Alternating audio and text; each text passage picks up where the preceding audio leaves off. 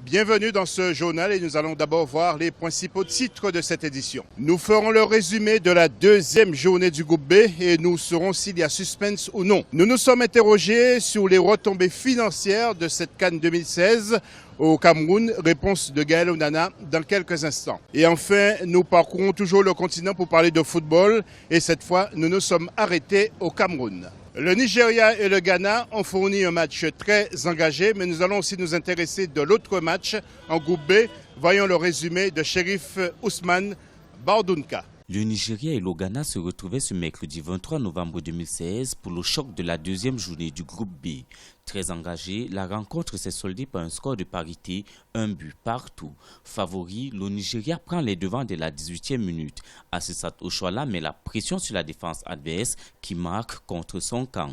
Les Black Queens rétablissent la parité sur pénalty à la 43e minute suite à une faute sur Elisabeth Ado qui se rend justice et remet les compteurs à 0. Nous ne sommes pas heureux d'avoir fait ce match nul, mais c'est important de faire un match de parité quand ça permet d'évoluer. Les rencontres Nigeria-Ghana ne sont pas toujours évidentes. Dans un jeu, vous pouvez gagner, faire un nul ou perdre, mais c'est important de gagner ou de faire un nul. Après le lot de défaites face au Nigeria, les Aigles dames se sont bien reprises contre le Kenya. Sebe Koulibaly, la société de Tremblay en France, ouvre le score sur un coup franc à la 37e minute. Libérés après ce but, les Maliennes se sont ensuite envolées grâce à un doublé de Bassira Touré. Le Kenya réduira le score pour l'honneur à la 77e minute. Une victoire qui permet aux Maliennes de se relancer. Donc nos jeux sont motivés. Maintenant, vous avez vu, l'autre jour, je vous ai dit, donc le deuxième match, ça sera une surprise. Donc jusqu'à présent, on va continuer sur ce chemin. Maintenant, le deuxième mot, ça c'est le match sera joué à Yaoundé, Inch'Allah, s'il plaît à Dieu.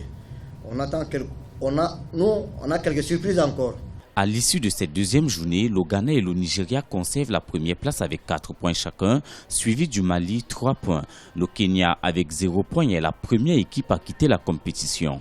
Rien cependant n'est joué dans ce groupe B. On connaîtra les deux qualifiés après les deux matchs de la troisième journée. Le samedi 26 novembre 2016 à 18h GMT, le Mali affrontera le Ghana au stade Amadou Ahidjo de Yaoundé. Au même moment, le Nigeria cherchera à arracher son ticket de qualification face au Kenya au Omnisport Stadium of Limbe.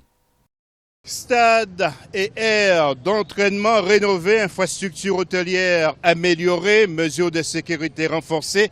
La CAN féminine 2016 qui se déroule du 19 novembre au 3 décembre au Cameroun est sans doute l'occasion aussi pour le pays de booster son économie. Retrouvons cette première enquête menée par Gaël Onana.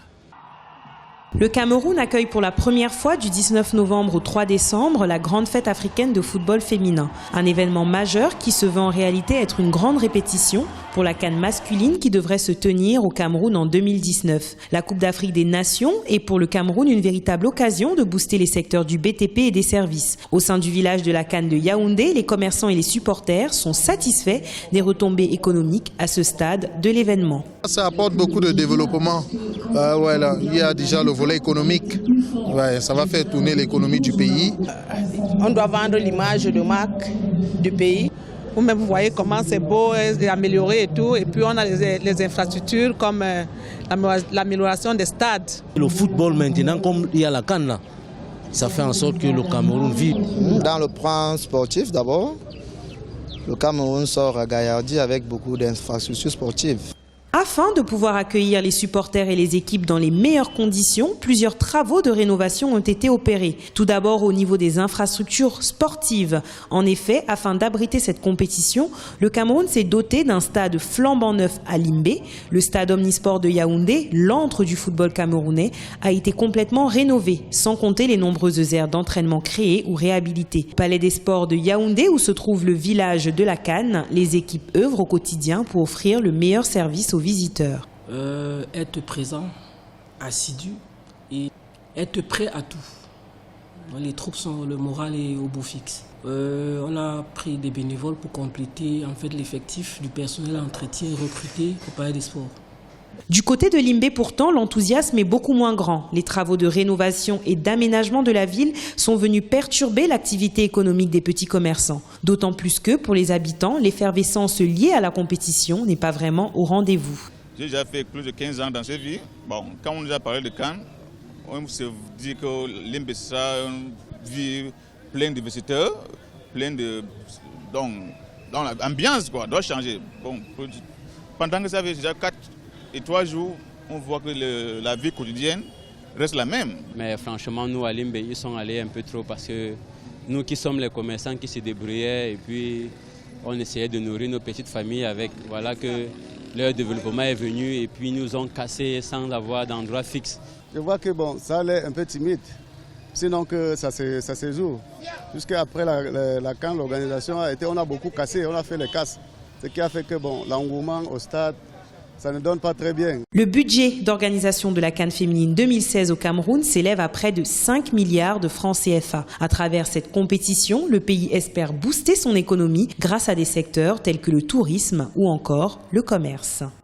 Pour l'image de ce journal, retour à Limbé. Limbé, ville située dans la région du sud-ouest du Cameroun, ville balnéaire et très prisée dans le pays qui a connu une forte croissance démographique. Près de 27 000 habitants en 1976 et environ 100 000 ce jour. Ville appelée autrefois Victoria et rebaptisée en 1982 au nom de sa rivière. Maintenant, les supporters maliens passionnés de football n'ont guère apprécié la composition de leur équipe venue ici au Cameroun. Et l'un d'entre eux s'est plaint au micro de Gaël Onana. Nous l'écoutons. Il faut qu'on laisse la sélection parti pris, la sélection réactionnelle. Il faut qu'on doit jouer ce qu'ils devraient jouer. Si on a joué ce qu'ils devraient jouer, le Mali peut mieux que plus que ça. Les championnats jouent bien. Les championnats jouent bien. C'est pour cela que je redis, je reprends mes paroles encore. Il fallait qu'on laisse, si l'équipe s'est qualifiée dans les compétitions africaines, il faut qu'on n'a qu'à faire le choix exact qu'il le faut. On laisse des sélections réactionnelles. Parce qu'il ne faut pas amener les gens parce qu'ils sont en France seulement. Ce n'est pas bon. Ça nous tombe toujours. Ils sont en France, mais il y a de bons championnats chez nous. On laisse les gens à jouer celui qu'ils ont amené nous, celui qui nous a parvenu à qualifier. Et puis maintenant, la suite de notre série sur la pratique du football féminin sur le continent. Et nous nous sommes arrêtés au Cameroun. Aujourd'hui, reportage de Viviane Baoken. Il y a quelques années, les techniciens comme Alexis Kamogne et Eno Gachou présidaient que l'avenir du football au Cameroun serait féminin. L'engouement observé actuellement autour du football féminin est sans cesse croissant. On est bien loin de cette époque où le championnat d'élite se déroulait dans l'indifférence des autorités et du public. Mais les difficultés restent les mêmes. Les infrastructures sont embryonnaires et les clubs manquent de moyens financiers.